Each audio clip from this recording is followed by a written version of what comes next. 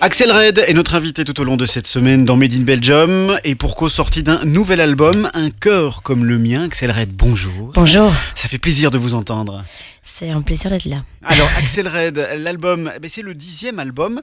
10, c'est un chiffre symbolique. Vous avez voulu aussi en faire quelque chose de symbolique de ce nouvel album? 10, c'est vrai que c'est pas le 10e album studio. Il y a nettement une grande différence parce que un album studio, c'est 2 ans de préparation et qu'on c'est un best-of ou qu'on c'est une sorte de box. Mais bon, c'est vrai que tout le complet, ça fait 10. De toute façon, il y a toujours une raison pour fêter. Donc,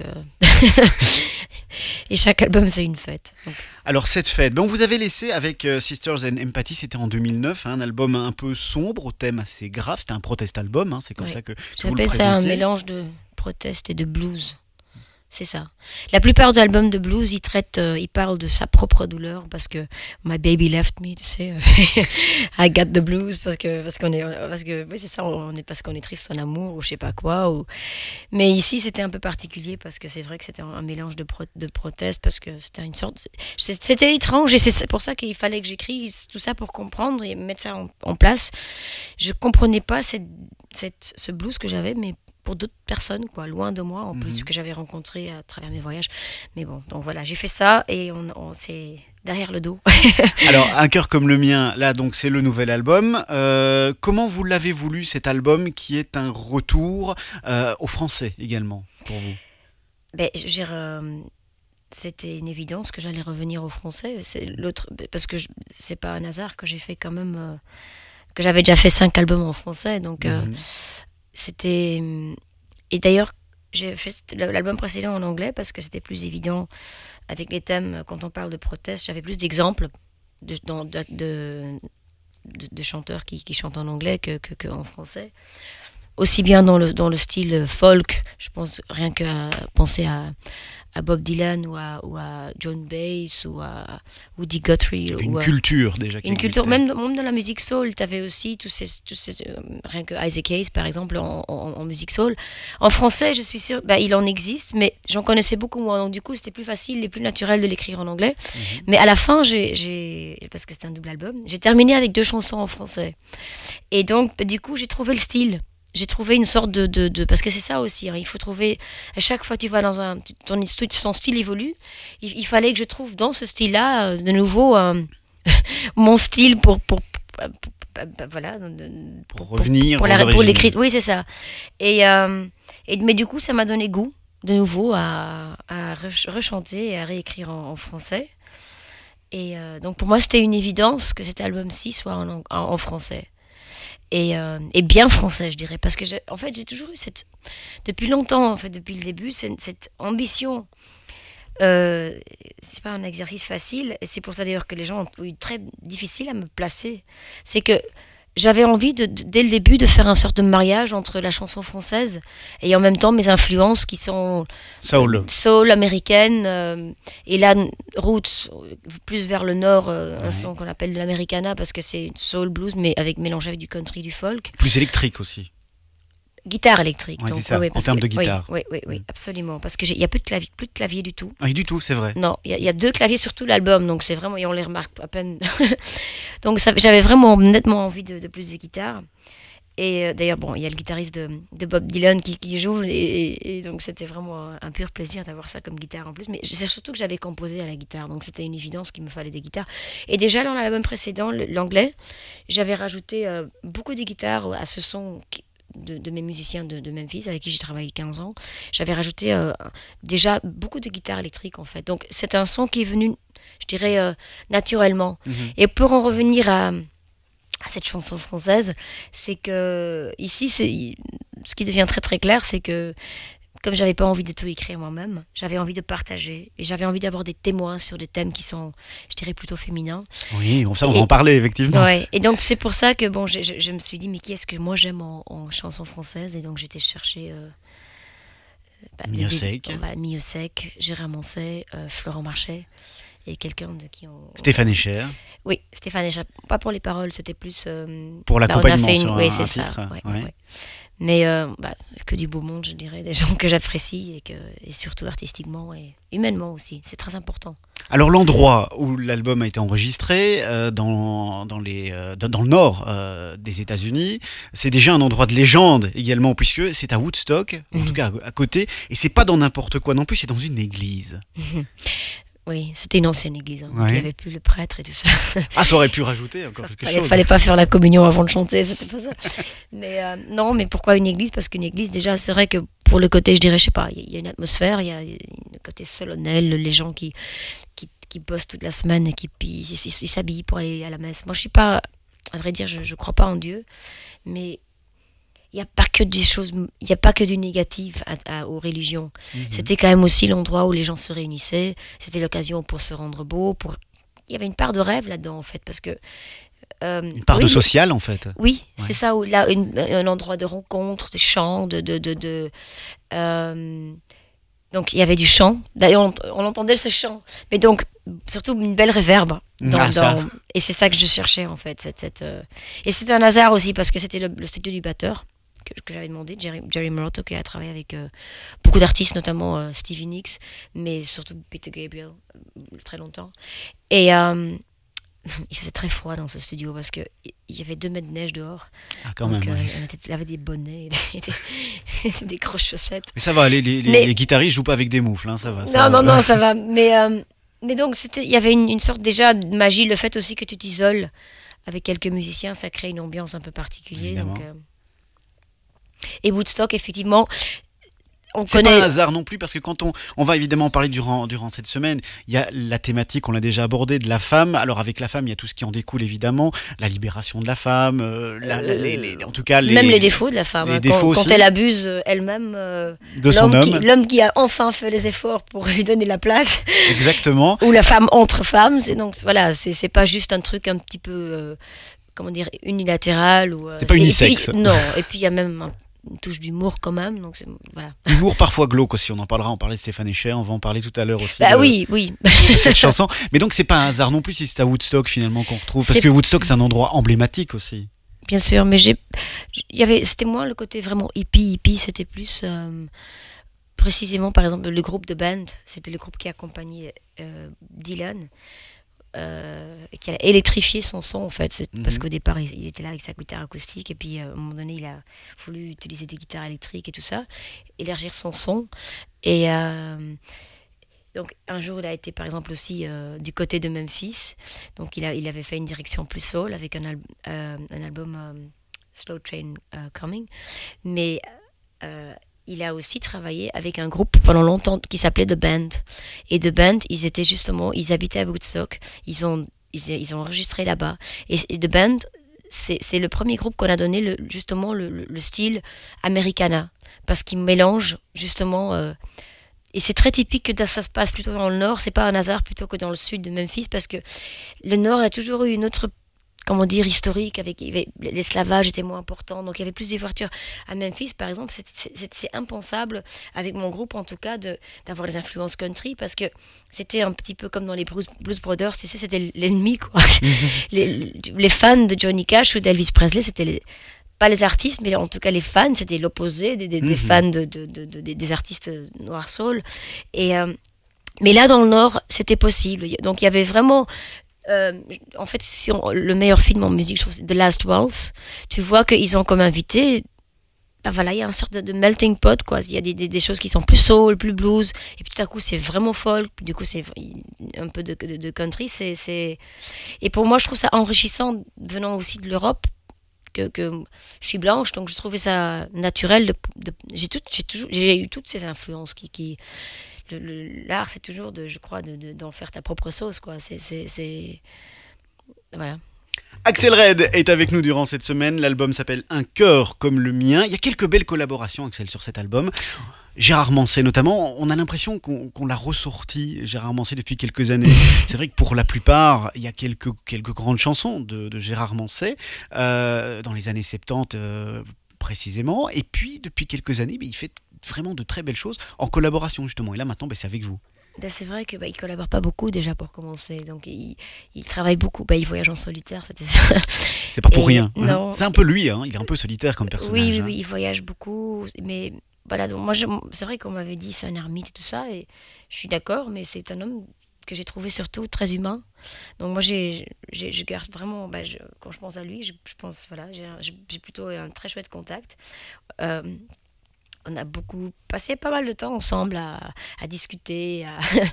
Et donc, c'était intéressant d'avoir cet échange avec lui parce que j'avais envie d'avoir un sort de...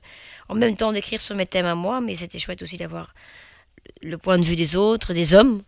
Et c'est clair qu'ils n'avaient pas tous le même point de vue. Quand tu vois, rien que le fait que ce soit une autre génération, Gérard ça avait une autre point de vue sur ces thèmes féminins que quelqu'un comme Florent Marchais ou comme Miocé, qui sont d'une autre génération. Alors justement, j'allais vous poser la question parce qu'on sait que sur les précédents albums, c'était vous qui écriviez vos paroles. On sait que les thèmes que vous abordez dans vos albums, et ici précisément le thème de la femme en général, c'est un thème qui vous tient à cœur.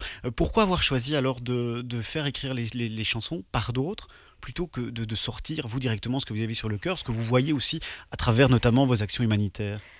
Parce que je viens de le faire. J'ai fait un double album écrivant tout ça. Donc, ça va, quoi. J'ai donné. J'ai donné. Ouais. Et puis, je me disais, voilà, si je prends des témoins, du coup, on justifie la chose. Parce que sinon, après, on pourrait encore dire, oh là là, elle est nouveau là avec ces thèmes, la féministe, là, si. Et donc, il y a des hommes qui sont féministes. Et d'ailleurs, je trouve que chaque homme devrait être féministe tant qu'il existe des injustices, quoi. Je dis toujours que je serai hoministe, en fait. Et je suis hoministe dès que la femme commet les mêmes erreurs. Et qu'il y a des injustices pour les hommes, je le suis. Donc Mais on a encore oublié juste une chose pour Mancet, c'était qu'il a écrit quand même aussi pour Bachung. Tout à fait, ouais. Ouais, non, parce que je crois que c'est ça ce qu'il a fait de plus récent. Et donc voilà, les témoins. Et puis... Même les musiciens, c'est vrai que quelqu'un m'a dit l'autre jour, cet album en fait il est très masculin. Et puis je me suis dit, oui, j'ai pas pensé comme ça, mais il y a sûrement pas un hasard.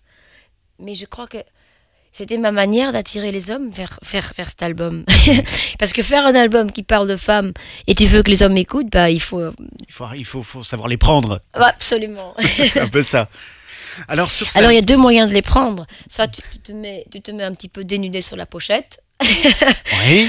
Soit mais c'est pas nécessairement ce que vous vouliez atteindre comme résultat, parce que justement c'est sortir un peu la femme exactement, de ses clichés, voilà. De son rôle habituel. Oui, et c'est vrai que, je veux dire, il y a des différentes façons d'essayer d'améliorer la position de la femme. Et il y a des artistes dans tous les styles qui ont essayé de différentes façons. Et je ne dis pas qu'elles n'ont rien obtenu, mais c'est très complexe en fait, le combat des femmes. Et je crois qu'il y a aussi beaucoup de contradictions dans notre combat. C'est ça en fait, ce que je dis dans Les bras des hommes, c'est que on a envie de plaire aux hommes et c'est pour ça que beaucoup de femmes en fait n'osent même pas s'exprimer et avouer qu'elles sont féministes. Et quand tu penses en fait, comment est-ce qu'on ne peut pas l'être? Je veux dire, c'est quand même normal qu'on a envie d'avoir les mêmes droits. Alors, mais ça a toujours été à travers l'histoire en fait. Les femmes qui brûlaient en tant que sorcières sur le bûcher, t'avais les femmes autour qui disaient ouais, la sorcière. Exactement. Donc la maman qui répète les choses à sa fille, c'est parce qu'elle n'a pas eu droit à une vie, une vraie vie elle-même. Je l'ai encore vu avec ma grand-mère que j'aimais beaucoup et qui était pourtant vraiment pas une mauvaise personne. Mais donc pour dire que c'est la logique des choses, mais ça a toujours compliqué ce combat des femmes. Mais bon, pour en revenir, ceci n'est pas le même genre d'album que le précédent. Non, du tout. Même si pour les francophones, ils l'ont pour la première fois, en fait, vraiment, que je leur parle avec ces thèmes, parce que maintenant c'est en français, j'ai vraiment essayé de les traiter différemment. Plus un petit peu comme dans la tradition folk. C'est-à-dire que les troubadours, ils racontent des histoires.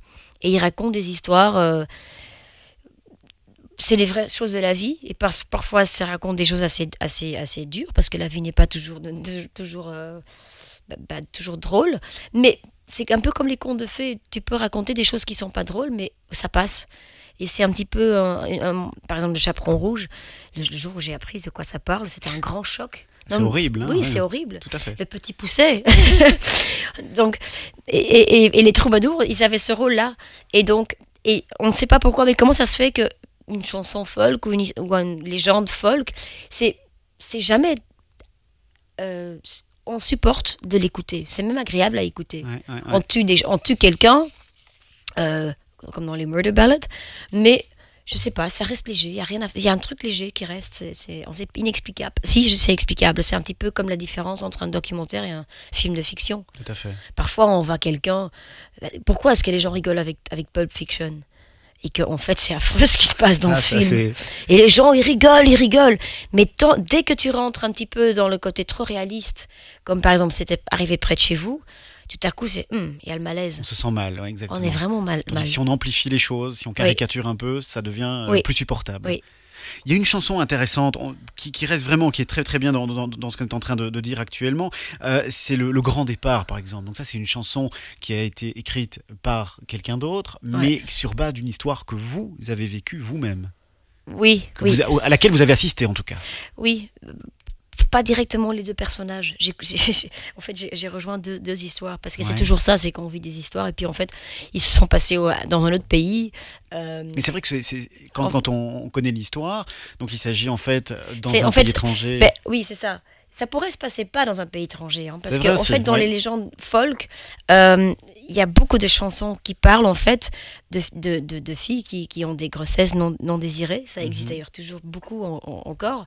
Et puis après, parce que elle a mal calculé l'homme avec qui, soit c'était calculé parce qu'elle voulait améliorer sa position, c'est ça le grand départ, soit elle était simplement amoureuse, mais le type n'a pas voulu qu'elle garde le bébé, et du coup pour cette fille sa vie est brisée. Auto Billy Joe, par exemple, la Marie-Jeanne, rien que celle-là, donc il y en a plein dessus.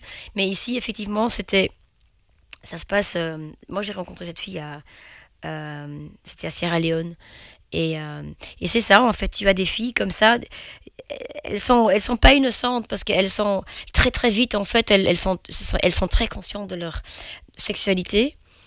Et il n'y a rien à faire, et c'est normal, mais tant qu'il existera la pauvreté, je veux dire, on ne peut pas éviter ça, c'est qu'elles rêvent, et elles essayent des moyens d'échapper de leur sort, et bon, elle ne peut pas aller à l'école, donc elle se dit, tiens, là je vois une opportunité. je vois une opportunité, et donc c'est l'homme blanc, et le plus choquant dans l'histoire, c'est que l'homme blanc, non seulement, il n'est pas très clair parce qu'ils sentent bien que cette fille, l'âge qu'elle a, elle a 15 ans, donc c'est pas une femme qui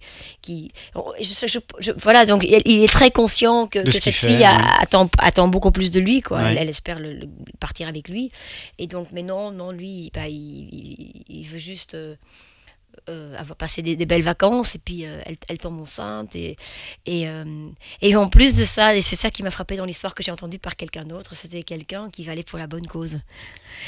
Et c'est un jour j'ai entendu ça, que quelqu'un me disait, oui, j'étais dans une chambre, et le soir j'entends une grosse dispute, et en fait, après, je n'osais pas aller voir, mais après je voyais dans le couloir que c'était en fait une prostituée, et l'homme ne refusait de la payer.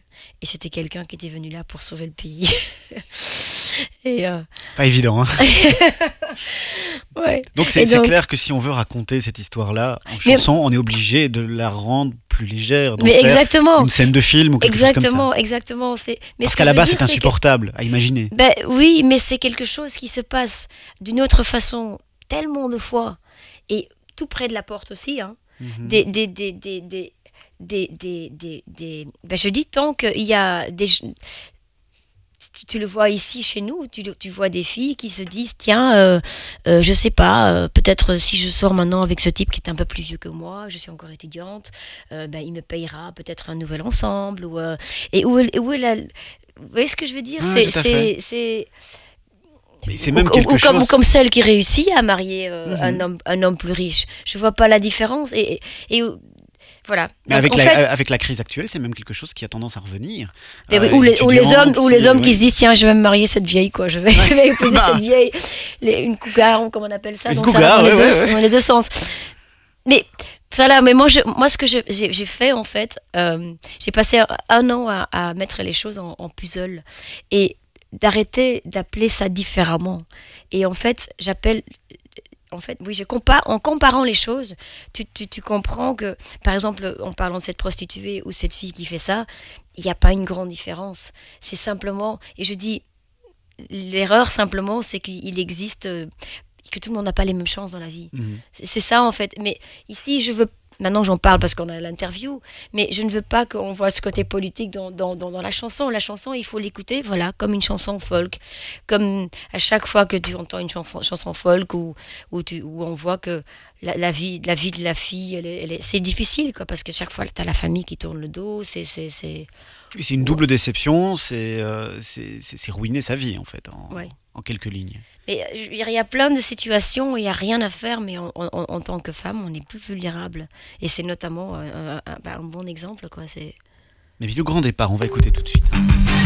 Nostalgie. Axel Red est avec nous, Un cœur comme le mien, c'est son nouvel album, elle nous en parle durant toute cette semaine. Mais là on va se pencher sur certaines chansons, certaines chansons qui ont toutes comme point commun la femme c'est un peu l'héroïne de l'album, et on a même parfois l'impression que c'est la même femme qui revient de chanson en chanson. Quelqu'un m'a dit ça encore. C'est vrai qu'on peut s'imaginer que c'est le même personnage parce que parfois elle est gentille, parce que parfois elle n'est pas gentille, parce qu'elle elle pousse quand même Stéphane Escher de la falaise. Oui, ça c'est quand même une chanson, ça s'appelle L'amour, la mer et la mort. Ça c'est une chanson particulière quand même. En fait, c'est tout simplement parce qu'on a pas de tradition de ça en français, mais en tradition folk, c'est très, très courant. Ça s'appelle une murder ballad. Et d'ailleurs, Nick Cave, il a fait un album entier avec des murder ballads. D'ailleurs, on connaît la chanson, par exemple, qu'il avait fait avec Kylie Minogue. C'est l'exemple d'une murder ballad.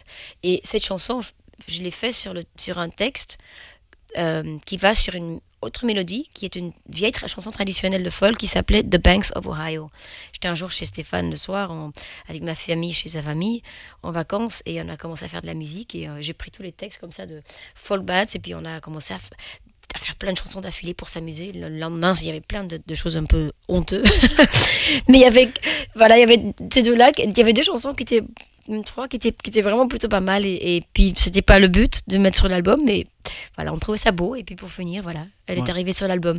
Mais donc il y a toute une symbolique derrière qui ici est plus difficile à expliquer, parce qu'en fait j'ai inversé les rôles. D'habitude c'est toujours l'homme qui tue. Toujours, ouais, exactement. Et là je trouve ça sympa que ce soit moi la méchante. Est-ce que c'était pas nécessaire, quand on sait, vous le disiez, c'est un album qui s'adresse un peu aux hommes, pour pas non plus victimiser la femme et rendre l'homme diabolique à un moment donné. Ceci dit, on sait pas ce qu'il a fait. On sait pas, mais il demande quand même qu'est-ce que je t'ai fait dans la chanson. Donc c'est qu'il a peut-être la conscience relativement tranquille, ou alors qu'il est naïf. Un des deux. Moi je laisse ça ouvert à tout le monde. C'est ça que je trouve important, c'est que je suis contente de parler en interview, mais je me dis zut quoi, peut-être je devrais me taire, parce que tout le monde, c'est ça la richesse je trouve de musique, c'est que tout le monde en fait son histoire. Tout le monde voit les personnages, tout le monde, et parfois on est étonné comment les gens le voient, mais vraiment loin de ce que j'ai eu comme intention au départ. Par exemple ici, je me suis refusée de vraiment spécifier l'histoire dans ma tête, donc je ne sais vraiment pas ce qui s'est passé. Oui, et on se dit que là, la femme est capable finalement d'autant de froideur, parce qu'elle le pousse de la falaise. Elle lui dit viens. Il y a un côté Jeanne Moreau. Oui, c'est ça. Oui, parce qu'elle lui dit allez viens, on va se donner rendez-vous là où on s'est rencontrés la première fois. Donc on imagine que c'est pour quelque chose de sympa. Et finalement, elle le tue. Donc la femme est capable finalement d'autant de froideur que l'homme. Écoute, les crimes passionnels, il n'y a pas que les hommes. Exactement. Mais toutes les injustices, c'est pas quelque chose d'unilatéral. Il faut essayer de les gommer, quoi. Il faut essayer d'être copains. Bien, on va écouter cette chanson, histoire de voir que vous allez voir madame à côté. Vous n'allez peut-être plus la regarder de la même manière après. Axel Red et Un cœur comme le mien. Axel, sur cet album, il y a une chanson qui est peut-être une chanson phare, on va voir, c'est Présidente. Alors, Présidente, là on est clairement dans la chanson militante féministe. Je grossis le trait volontairement. Ouais, mais J'avais un peu peur de faire écouter. J'ai fait écouter les chansons à Germancé parce qu'il était venu à Bruxelles et puis on avait déjà enregistré les chansons pour lesquelles j'avais fait la musique puis les paroles. Et je me dis, bon, je vais lui faire écouter le reste, comme j'ai fait avec les autres aussi. Mais ça donne toujours un petit stress parce que t'as qu'une envie, c'est qu'ils aiment bien tout le reste. Parce qu'il avait entendu les maquettes, mais une fois que c'était enregistré et tout ça, et, euh, et donc je lui fais écouter Présidente. Surtout que pour moi, ce que je trouve grand en lui, c'est que il peut te raconter des choses sur l'humanité, par exemple, mais ça reste toujours de la poésie. Ça devient jamais politique. Il reste dans le style de poète. Et donc, je me dis, si ça va pas lui plaire du tout, parce qu'il va dire que du coup, il n'y a plus de poésie. Et ben pour lui, c'était de la poésie. Ça m'a vraiment fait plaisir parce que, pour moi, il dit, j'aime bien parce que le mot président, tu t'attends à complètement autre chose. Mais c'est beaucoup plus large. C'est pas Ségolène Royal, quoi, par exemple. C'est vraiment, en fait, toutes les héroïnes, et je dirais même les héros. Nelson Mandela, en fait, pour moi, c'est une présidente. Mais même des gens qui sont jamais devenus présidents, mais qui sont morts sans jamais sans qu'on jamais on ait connu leur nom. Mais voilà, des gens courageux, des gens extrêmement humains, qui dans les pires des situations n'arrivent pas à haïr et qui restent. On a ça dans chaque guerre en fait. Chaque guerre, on se dit toujours oui, t'as le méchant, le mauvais qui sort de l'humain, mais t'as toujours des héros, des gens qui vont risquer leur vie pour les autres et voilà, je voulais faire un peu hommage à ces gens-là. Alors, la question évidemment qui se pose maintenant, clairement, est-ce qu'Axel Red est féministe? Dans le sens suffragette peut-être du terme, mais ou pas du tout? En fait, d'abord, oui, tout clairement oui. Et je trouve que toute comment dire, la dualité de ce mot féministe, comme je dis, la complexité de ce mot traduit et le rapport des femmes par rapport à ce mot même, ou les hommes, explique toute la difficulté du combat même. C'est-à-dire que, est-ce que c'est normal que une femme ne soit pas féministe? Je veux dire, une femme qui n'a pas encore, par exemple, un droit de vote. Par exemple, maintenant, on parle de démocratie dans les pays arabes. Les premiers jours, tu vois tout le monde dans la rue. Tu vois des hommes, tu vois des femmes. Quelques jours plus tard, tu ne vois plus de femmes, ou tu les vois tout à coup voilées de la tête aux pieds, même dans des pays où elles n'étaient plus. Mais voilà, je fais pas de différence en fait avec le monde arabe et ce qui se passe ici, parce qu'on est simplement dans d'autres phases. C'est exactement la même chose qu'on vit ici. Et donc ce que je veux dire, je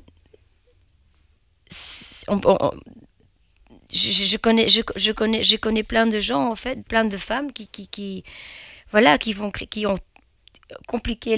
ont critiqué les femmes qui ont levé la voix en fait pour améliorer une situation vous voyez ce que je veux dire? Et même les hommes, je veux dire, Florent Marchais, c'est un féministe. Je connais plein d'hommes qui le sont, et c'est pour ça que je dis oui féministe, parce que je serais hoministe à partir du moment où tu vois que les mêmes injustices arrivent aux hommes. Donc, il y a trop de choses péjoratives autour de ce mot, parce que directement, on pense à ces femmes qui brûlaient leur soutien-gorge, mais il faut le placer dans le contexte. Je veux dire, il fallait un côté provocateur. C'est ou ces femmes qui n'osaient plus accepter leur féminité. Maintenant, on est plus loin, donc c'est ça en fait. C'est pas là où on doit, en tout cas dans la phase que nous sommes ici dans l'Occident. On peut vraiment commencer à se dire que la seule importance maintenant, c'est qu'on soit bien et copains ensemble. C'est pour ça qu'une chanson comme Mille regrets, par exemple, la reine qui traite son roi de valet, c'est vraiment, pour moi, c'est vraiment la femme d'ici qui elle s'est tellement battue pour avoir cette position, et même si on n'est pas encore là à 100% égal, mais qui abuse, quoi, j'entends beaucoup d'hommes qui disent quoi, féministe, et t'as vu la femme là, elle a été super méchante avec moi. Donc c'est pas ça le combat des femmes. On n'a pas fait ce combat pour en fait refaire aux hommes tout ce qu'on leur a reproché. Et donc c'est pour ça que féministe ne veut pas dire qu'on veut plus que des hommes, ça veut pas dire qu'on veut abuser, ça ne veut pas dire qu'on peut perdre notre féminité. Il y a ce mot, je trouve que j'ai l'impression qu'on ne connaît pas sa définition, parce que la On a définition, un tout peu mis simplement, de tout dedans aussi. voilà, parce que ce mot même a évolué tout le temps. Et pour d'autres personnes, il va signifier autre chose. Vous ne pensez pas alors qu'une femme en politique, par exemple, fera nécessairement mieux qu'un homme? Ah non, pas du tout. La nature humaine reste la nature humaine. Absolument. Ouais. Je veux dire, c'est pour ça que je dis que pour moi, Obama, qu'il soit homme ou femme, Nelson Mandela, mais c'est-à-dire, donc c'est vrai que je vois pas pourquoi il faudrait plutôt une femme qu'un homme, mais par contre, comment en arriver là? Comment en arriver là que tu arrives à avoir un certain niveau humain dans le politicien? Et donc peut-être c'est une sorte de position transitoire qu'il faut comment dire, artificiellement mettre un peu plus de femmes tant qu'on n'est pas en phase. Mais non, mais c'est clair qu'il y a des femmes. D'ailleurs, à vrai dire, moi personnellement, je vois beaucoup moins de différence entre hommes et femmes que la plupart des gens, je dirais, parce que je connais beaucoup d'hommes qui... D'ailleurs, pourquoi est-ce qu'on dit cet homme est féminin et cette femme, elle est plutôt masculine? C'est quoi être plutôt, en fait, à la limite? C'est quoi être féminin? Est-ce que c'est le testostérone? Est-ce que c'est... Donc, déjà, si on dit, par exemple, d'un homme, il est féminin, on va pouvoir dire qu'il est plus sensible, on va dire qu'il a moins envie de faire la guerre, ou que, je sais pas.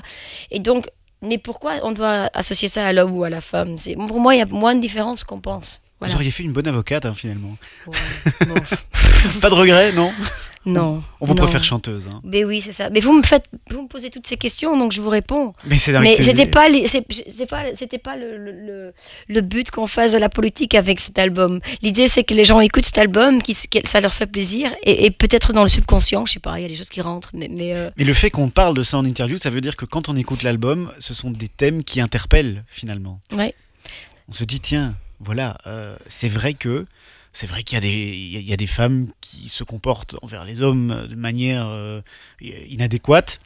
C'est vrai aussi que quand on regarde à travers le temps, la condition de la femme d'une manière générale, a toujours certainement dû se battre 2 fois plus que les hommes pour obtenir la même chose. Donc c'est vrai que cet album... C'est vrai que, en fait, c'est pour ça d'ailleurs que j'ai repris ce thème, c'est que je trouve que ce discours, je ne l'ai jamais entendu. Je ne l'ai pas entendu. Et donc c'est pour ça que j'y tenais d'écrire là-dessus, quoi, parce que sur ce côté, sur cet autre combat, quel est ce vrai combat je trouve qu'on devrait mener, et je crois qu'il y a plein de femmes en fait qui le veulent de cette façon, parce que en fait on n'a pas envie d'être sans hommes. J'espère. Rien que pour se procréer, on n'a pas le choix. non, mais c'est pas le but, quoi. Ni les hommes sans les femmes. Ou bien, qu'est-ce qu'on s'en fout? Ça peut être les hommes et les hommes et les femmes et les femmes. Mais je veux dire, bon, ça vient. On a besoin d'être 2 au moins pour avancer dans la vie. Bah oui. Voilà. Absolument. La suite accélérée de la scène bientôt. Ah oui. J'ai déjà beaucoup tourné avec cet album, en fait. J'ai fait plus de 80 concerts l'année passée. Et j'ai beaucoup joué les chansons déjà. Je dirais 10 chansons de l'album, on a déjà joué. Et on en faisait minimum 4 par soir. Et donc je sais déjà un petit peu comment le public réagissait. Alors, c'est comment? Mais il se sentait en phase. Voilà. Je sais pas, moi je les ai sentis beaucoup en phase. C'est très agréable. Je sais pas si je vais en vendre un seul, parce que de toute façon maintenant il faut aussi que ça passe par les médias. Il faut que de toute façon on vend déjà beaucoup moins de disques de nos jours, donc je sais pas, mais en tout cas d'avoir déjà senti ça, je me dis on m'enlèvera pas ça, quoi. Et donc je vais encore jouer là. Je fais un concert au mois de mai au Cirque Royal, mais à partir du mois de septembre je vais encore beaucoup tourner. Alors en tout cas, le son qui se dégage de cet album, le mixage, les instruments, c'est fabuleux. Votre voix a changé, j'ai l'impression. C'est Elvis qui est vivant. Oui, ça doit être ça. Il y a un peu d'Elvis dans la voix. Vous disiez que certains disaient que c'est un album crooner, c'est ça, hein? Oui, crooner. Ou peut-être il est entre hommes et femmes, justement. Peut-être c'est ce mélange parfait qu'on est en train de chercher. Eh bien, voilà, l'être parfait. Voilà. C'est accéléré. En tout cas, c'est un album que je vous conseille parce qu'il est vraiment excellent. Écoutez, chez soi, un cœur comme le mien. Merci d'être venu chez nous, Axel. Plaisir. À bientôt. À bientôt. Nostalgie.